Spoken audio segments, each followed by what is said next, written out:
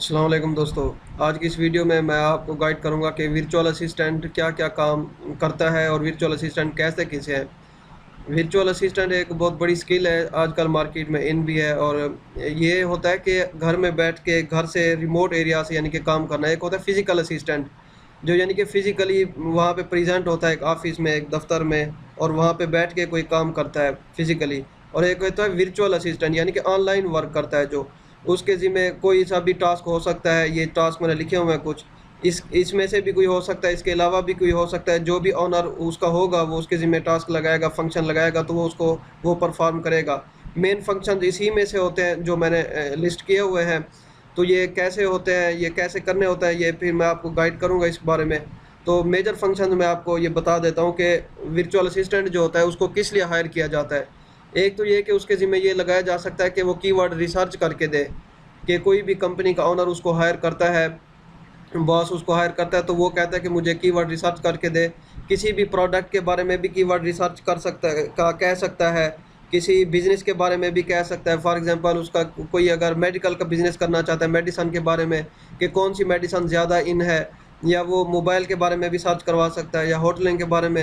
यानी कि कोई टॉपिक उसको दे के उसके बारे में वो कहता है कि कीवर्ड रिसर्च मुझे करके दो, टॉप 5 कीवर्ड, ताकि वो अपनी वेबसाइट पे उनको एडजस्ट कर सके और फिर उसको रैंकिंग मिल सके। कीवर्ड रिसर्च कैसे की जाती है इसके बारे में मैंने वीडियो बनाई हुई है, तो वो आप उसको देख सकते हैं कि फ्री में भी कर सकते हैं। कुछ टूल्स हैं जैसे गूगल की एड्स कीवर्ड प्लानर टूल है, उससे फ्री हो जाती है और इसके अलावा पेड टूल्स में जिनसे की जा सकती है, तो वो आप वीडियो देख सकते हैं। तो दूसरे नंबर पे है कि प्रोडक्ट हंटिंग, के वर्चुअल असिस्टेंट के ज़िम्मे ये चीज़ लगाई जा सकती है कि वो ये बताए कि हमें कौन-सी प्रोडक्ट सेल करनी चाहिए। यानी कि ये नहीं होता कि जो चीज़ आपके पास मौजूद है तो आप वही सेल करें। आप वो चीज़ सेल करेंगे जिसकी मार्केट में डिमांड होगी और कस्टमर उसको परचेज़ करना चाहते होंगे, तो आप वो चीज़ सिर्फ़ सेल करेंगे ताकि वो चीज़ आपकी सेल हो सके। प्रोडक्ट हंटिंग इसको बोलते हैं कि आप ऐसी चीज़ मार्केट में तलाश करें, कॉम्पिटिटर्स को भी देख लें, मार्केट की डिमांड को भी देख लें कि कौन-सी चीज़ आप तलाश करें ताकि आप उसको फिर सेल कर सकें। इसको कहते हैं प्रोडक्ट हंटिंग। अब प्रोडक्ट हंटिंग के लिए भी सॉफ्टवेयर होता है, वो कौन-सा सॉफ्टवेयर होता है उसको हीलियम 10 कहते हैं। आप गूगल पे जाके हीलियम 10 लिखें तो फिर वह उसकी वेबसाइट पे आ जाएँ। वहाँ पे ये देखें टूल्स में आके आप देखेंगे कि प्रोडक्ट रिसर्च, इसी को कहते हैं प्रोडक्ट हंटिंग। हंटिंग यानी कि तलाश करना, रिसर्च का भी मतलब होता है तलाश करना कि कौन सी, ये ज़्यादातर ये प्रोडक्ट हंटिंग वाला काम होता है ई-कॉमर्स की वेबसाइट्स के लिए, जैसा कि अमेज़न हो गई, इटसे हो गई, ईबे हो गई। इनके लिए ये प्रोडक्ट की रिसर्च की जाती है कि कौन सी प्रोडक्ट ज़्यादा सेल हो रही है आजकल, या कौन सी प्रोडक्ट हमें सेल करनी चाहिए। तो इसके लिए फिर ये हीलियम 10 का सॉफ्टवेयर लेना होता है। और ये कैसे लेते हैं हीलियम 10 का सॉफ्टवेयर, ये भी मैंने एक वीडियो में बताया हुआ है, आप वो वीडियो देख सकते हैं, वहाँ पे मैंने नंबर दिया हुआ है। तो वो 3-4 हज़ार की सब्सक्रिप्शन होती है पूरे मंथ की। तो आप ये सारे फीचर्स, कीवर्ड रिसर्च का भी इसमें यूज़ कर सकते हैं और प्रोडक्ट रिसर्च का भी यूज़ कर सकते हैं। ठीक है, कि आइडेंटिफाई प्रोडक्ट टू सेल, कौन सी प्रोडक्ट हमें अमेज़न पे फ़रोख्त करनी चाहिए, ईबे पे, इट्से पे। इसमें ये होता है कि हमारा बजट कितनी है, हमें इंटरेस्ट किस चीज़ में है, आजकल सीज़न कौन सा चल रहा है। तो उसी के लिहाज से फिर ये हमें सजेशन मिलती है मार्केट बेस्ड, ताकि हम फिर अपना बिज़नेस जो है लॉन्च कर सकें। ठीक है, ये टास्क भी दिया जा सकता है वर्चुअल असिस्टेंट को कि वो प्रोडक्ट हंट करके हमें दे दे। फिर उसके बाद होता है प्रोडक्ट सोर्सिंग का, कि अगर फॉर एग्जांपल उसने कोई प्रोडक्ट हंट कर लिया है कि उसने कहा हमें मोबाइल फ़ोन बेचने चाहिए, कि ये डिलीवरी भी इनकी हो सकती है दूर दराज इलाके में, इसके एक्सपायरी का भी इतना इशू नहीं होता कि इसके केमिकल ख़राब हो जाएँ, या जिस तरह फूड आइटम्स के होते हैं। तो प्रोडक्ट सोर्सिंग, सोर्सिंग का मतलब होता है कि हमने वो चीज़ कहाँ से ख़रीद करनी है। अब ये तो नहीं होता कि मैं अमेज़न से लेके फिर अमेज़न पे फ़रोख्त करना शुरू कर दूँ, लोकल से लेके लोकल पे। तो इस सोर्सिंग के लिए सबसे बड़ा प्लेटफ़ॉर्म जो है वो है अलीबाबा। ठीक है, अली alibaba.com ये सबसे बड़ा सोर्सिंग प्लेटफ़ॉर्म है। यहाँ पे बड़े-बड़े मैन्युफैक्चरर्स जो है मौजूद होते हैं। तो इनसे आप आके डील करेंगे कि आप कोई भी प्रोडक्ट, लाज़मी नहीं कि वो मोबाइल, वो लैपटॉप भी हो सकता है, वो कोई भी आइटम हो सकते हैं। तो यहाँ पे आके आप उनसे कॉन्टैक्ट करेंगे, उनके साथ उन चैट नाउ करेंगे, केस ओपन करेंगे, मीन्स कॉन्टैक्ट सप्लायर करेंगे। लेकिन उससे पहले आपको ये पता होना चाहिए कि आप ऐसे सप्लायर से कॉन्टैक्ट करेंगे जिसके कम से कम 3 जेम्स हों, 3 हों या 3 से ज़्यादा हों, तो वो वेरीफाइड भी हो, उसका एक्सपीरियंस भी हो 10 ईयर्स। ठीक है, यानी कि उसकी रेटिंग भी बहुत अच्छी हो। ठीक है, तो आप ऐसे बंदे से आके फिर आप कॉन्टैक्ट करेंगे, सोर्सिंग करेंगे। अब ये देखें इसका जो है ना आप इससे नहीं सोर्सिंग करेंगे और इससे देखें इसका एक्सपीरियंस भी ज़्यादा है, वेरीफाइड भी है, ठीक है। और इसी तरह जो है इसके जेम्स भी ज़्यादा है, रेटिंग भी अच्छी है। तो आप इसको कहते हैं सोर्सिंग करना, कि कोई भी प्रोडक्ट आप आके सोर्स करेंगे। ये तो मोबाइल फ़ोन के बारे में लिखा हुआ है ना। फॉर एग्जांपल आप लैपटॉप की सोर्सिंग करना चाहते हैं तो आप लैपटॉप की बड़ी बड़ी कंपनियां यहाँ पे बैठी हुई होती हैं, उनसे आप कांटेक्ट करेंगे कि आपको 1000 लैपटॉप चाहिए, 500 चाहिए या कितने चाहिए, ये देखें। तो ये लैपटॉप से रिलेटेड जो है ना वो कंपनियाँ आ जाती हैं। तो आप ऐसे इनसे सोर्स करेंगे। सोर्सिंग करने के बाद फिर आप सेल करेंगे ना। पहले तो आप चीज़ परचेज़ करेंगे खुद, यानी कि इसको कहते हैं होलसेल मार्केट। होलसेल से आप परचेज़ करेंगे, इसी को कहते हैं प्रोडक्ट सोर्सिंग। ये काम भी आपके ज़िम्मे लगाया जा सकता है। फिर उसके बाद होता है लिस्टिंग क्रिएशन, कि जब आपने एक चीज़ परचेज़ कर ली, सोर्स कर ली, तो फिर उसको आपने अपनी वेबसाइट के ऊपर या अमेज़न के ऊपर या कोई भी ई कॉमर्स की वेबसाइट है उसके ऊपर आपने उसकी लिस्टिंग क्रिएशन करनी है, ठीक है। फॉर एग्ज़ाम्पल यहाँ पे अमेज़न में आते हैं और हमने मोबाइल फ़ोन के बारे में हमने लिस्टिंग क्रिएशन करनी है।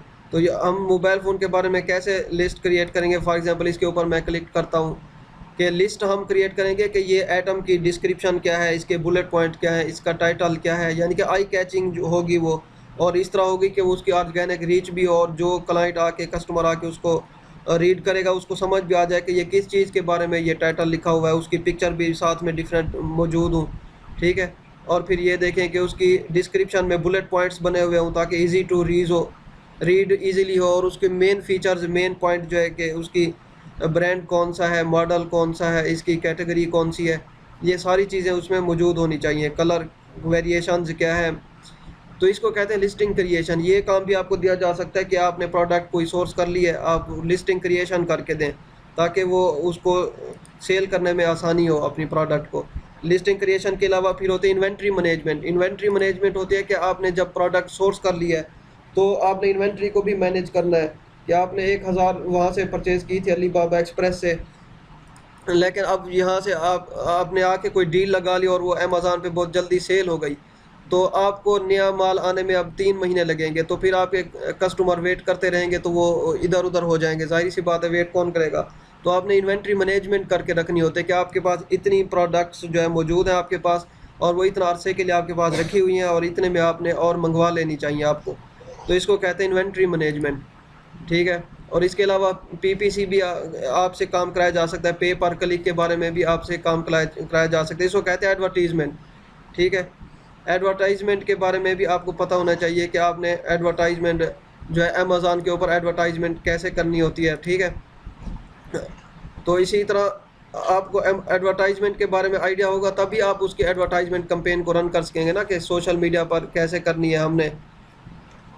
फॉर एग्जांपल मैं यहाँ पे वॉच लिखता हूँ, वॉच लिख के अमेज़न के ऊपर सर्च करता हूँ, तो अब यहाँ पे जो भी आएगी, जो भी प्रोडक्ट्स आएंगे अब उसमें से हम देखते हैं ये स्पॉन्सर्ड है, यानी कि इसमें पीपीसी उसने चलाई हुई है, पे पर क्लिक, और ये भी स्पॉन्सर्ड प्रोडक्ट आ रही है। अब ये क्लाइंट आपसे कह सकता है कि आप उसकी जितनी भी प्रोडक्ट होंगी उसकी आपने एडवर्टीजमेंट मैनेजमेंट करनी है। वो आपने इन वेबसाइट्स के ऊपर भी करनी हो सकती है, ई कॉमर्स वेबसाइट्स के ऊपर, सोशल मीडिया, फेसबुक के ऊपर, यूट्यूब के ऊपर। तो इसको कहते हैं पीपीसी, पे पर क्लिक या एडवर्टीजमेंट कैंपेन्स का फंक्शन भी आपसे कराया जा सकता है। दूसरा होता है कंटेंट क्रिएशन। कोई भी वेबसाइट उसने आप अपनी प्रोडक्ट के बारे में बनाई हुई है, फॉर एग्जांपल मोबाइल प्रोडक्ट के बारे में बनाई हुई है, या मेडिसिन प्रोडक्ट के बारे में, न्यूट्रिशन प्रोडक्ट के बारे में, बेबी क्लॉथ के बारे में कोई भी वेबसाइट बनाई हुई है उसने। अब वो आपसे कहता है कि आपने उसको कंटेंट क्रिएट करके देना है, तो क्योंकि कंटेंट इज़ किंग। जो भी होगा वो ब्लॉग पोस्टिंग आपकी आके पढ़ेगा, उस प्रोडक्ट के बारे में उसको अवेयरनेस मिलेगी। जब अवेयरनेस मिलेगी तो उसको परचेज़ करना आसान हो जाएगा। फॉर एग्जांपल इसी को कहते हैं इनबाउंड मार्केटिंग, ठीक है। तो कि पहले आपने उसको रेडी किया है। एक होता है आउटबाउंड मार्केटिंग, कि वो जो टीवी के ऐड होते हैं वो आउटबाउंड मार्केटिंग में जाते हैं, कि वो आप रेडी नहीं होते लेकिन वो आपको एडवर्टीजमेंट दिखाकर आपको इस चीज़ पर मजबूर कर देते हैं कि आप उसको परचेज़ करें। और इसी तरह एक इनबाउंड होते हैं कि आप पहले कंटेंट क्रिएट करेंगे, वो क्लाइंट आके उसको रीड करेंगे, उनका माइंड बनेगा, उनके कंसेप्ट क्लियर होंगे, उसके बाद वो चीज़ परचेज़ करेंगे। तो आपके बारे में तो आपसे ये भी कहा जा सकता है वर्चुअल असिस्टेंट से कि आप कंटेंट क्रिएट करके दें। अब कंटेंट लाजमी नहीं कि वो टेक्स्ट हो सारा, टेक्सचुअल कंटेंट हो, तो वो इमेज विजुअल कंटेंट भी हो सकता है, इमेजेस भी हो सकते हैं, वीडियोस भी हो सकती हैं, ठीक है। तो वो आपने कैसे क्रिएट करना है, ये भी आप कैनवा से कर सकते हैं, या जो भी आप करना चाहें, तो ये भी एक टास्क हो सकता है। फिर इस तरह होता है कस्टमर केयर के, कस्टमर कोई क्वेरी कर रहे हैं, कुछ किसी भी प्रोडक्ट के बारे में कोई क्वेरी है, उनकी ईमेल आ रही है, उनकी कॉल्स आ रही हैं, उनके मैसेजेस आ रहे हैं, वो कोई आप वेबसाइट के ऊपर आ रहे हैं, या आपने कोई सोशल मीडिया पेज बनाया हुआ उधर आ रहे हैं, तो वो आप कस्टमर केयर भी कर सकते हैं कि उनकी क्वेरी आप टाइम पे सॉल्व करें, ताकि आप वो रिव्यूज़ अच्छे दें, फीडबैक अच्छा दें। जब रिव्यूज़ अच्छे होंगे, रेटिंग अच्छी होगी, तो और क्लाइंट्स आके उसको रीड करेंगे, तो इस तरह फिर जो है आपकी वर्थ बढ़ेगी और सेल इंक्रीज़ होगी। कस्टमर के केयर के अलावा आपसे ड्रॉप शिपिंग का काम भी करवाया जा सकता है, कि ड्रॉप शिपिंग ये होता है कि आपके पास खुद के पास मटेरियल मौजूद नहीं है, आइटम्स मौजूद नहीं है, लेकिन आपने ऐड चलाया हुआ है, आपने कंपेन चलाई हुई है, आपने उसके बारे में लगाया हुआ है कि कोई भी इश्तिहार लगाया हुआ है, आपने उसके बारे में इंफॉर्मेशन दी हुई है कि आप मुझसे परचेज करें, लेकिन आपके पास मौजूद नहीं है। इसी को कहते हैं एफिलिएट मार्केटिंग भी कहते हैं, कि आपने किसी और से कॉन्टैक्ट किया हुआ है, उससे परमिशन ली हुई है कि अगर मेरे पास क्लाइंट आएगा तो मैं आपसे वो प्रोडक्ट परचेज़ कर लूँगा। उसका ये होता है कि आपने उस वहाँ से $3 की परचेज़ की, आगे $5 की आपने सेल कर दी, तो इस तरह आपको $2 जो है प्रॉफिट आएगा। ये कम प्रॉफिट इसमें होता है, इसको कहते हैं ड्रॉप शिपिंग। तो ये कैसे की जाती है, ये मैं फिर से ये सारे हर टॉपिक के ऊपर फिर वीडियो बनाऊंगा अलहदा से, कि कैसे ये फंक्शन परफॉर्म किए जाते हैं। तो ये ड्रॉप शिपिंग इस तरह का फंक्शन भी आपसे कराया जा सकता है। फिर होता है HR मैनेजमेंट, कि कोई भी एम्प्लॉइज़ के बारे में, उनकी लीव है, उनकी अटेंडेंस है, कोई भी यानी कि HR फंक्शंस जो होते हैं, तो वो कोई भी आपसे वो टास्क परफॉर्म कराया जा सकता है, जो बॉस होता है आपका। तो ये सारे टास्क होते हैं। तो इसी को वर्चुअल असिस्टेंट जो है परफॉर्म, उसको पता होना चाहिए पहले, जब वो अपवर्क पे अपनी प्रोफाइल बनाएगा या फाइवर पे गिग बनाएगा, तो उसको पता हो कि वर्चुअल असिस्टेंट ने कौन कौन से फंक्शन परफॉर्म करने होते हैं, और उसको हर फंक्शन के बारे में उसको डिटेल पता हो, ताकि वो उसके सक्सेस के चांसेस ज़्यादा हों। तो ये सारे मैं इनके बारे में फिर वीडियो भी बनाऊँगा। तो उम्मीद है आपको पता चल गया होगा कि वर्चुअल असिस्टेंट क्या होता है, और उसने कौन से फंक्शन परफॉर्म करने होते हैं। वर्चुअल असिस्टेंट वो होता है जो घर में बैठ के काम करता है, यानी कि रिमोट एरिया से काम करता है, अपने मुल्क में, अपने घर में, लेकिन उसका जो बॉस होता है, जो कंपनी होती है, वो दुनिया के किसी भी कोने में मौजूद होती है। और वो क्या काम करता है वो सारे मैंने लिस्ट में दिए हुए हैं। इसके अलावा भी कोई भी बॉस जो है ना वो काम करा सकता है, जो एथिकल हो। तो उम्मीद है आपको समझ आ गई होगी, अगर नहीं आई तो फिर आप मुझसे पूछ सकते हैं। मिलते हैं नेक्स्ट टॉपिक में। थैंक यू, अल्लाह हाफिज़।